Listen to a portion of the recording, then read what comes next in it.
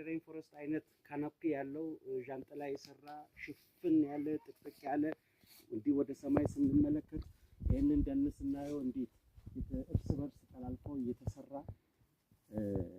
ጥልፍልፍ ባዘቶ የሆነ የሚያምር የደን ሀብት ያለበት አካባቢ ነው። መሬቱን ተመልክተው መሬቱ እንዴት ውብ እንደሆነ አጠቃላይ ደግሞ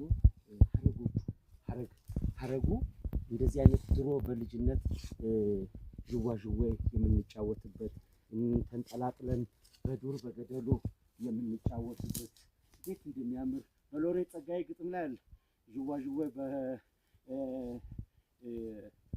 ምን ነበር አቡነ ጴጥሮስ በተገጠመበት ግጥም ላይ የክፍለ ዘመኑ ምርጡ ግጥም ላይ ይሄ ዥዋዥዌ ጥሎሽ ወርደን የምንጫወትበት የሚለው መንጠልጠያ የልጆች መጫወቻ ይሄ ነው። ይሄ ግን አሁን የትም ልናገኘው እንችላለን ብዬ አላስብም። በዚህ ሰዓት ተመልከቱ፣ እኔን በሚያክል ክብደት ሊያንጠለጥለኝ ይፈልጋል። እዚህ ጋር ግን ህፃናት መጥተው የሚጫወቱበት እጅግ ማራኪ ቦታ ነውና አቦ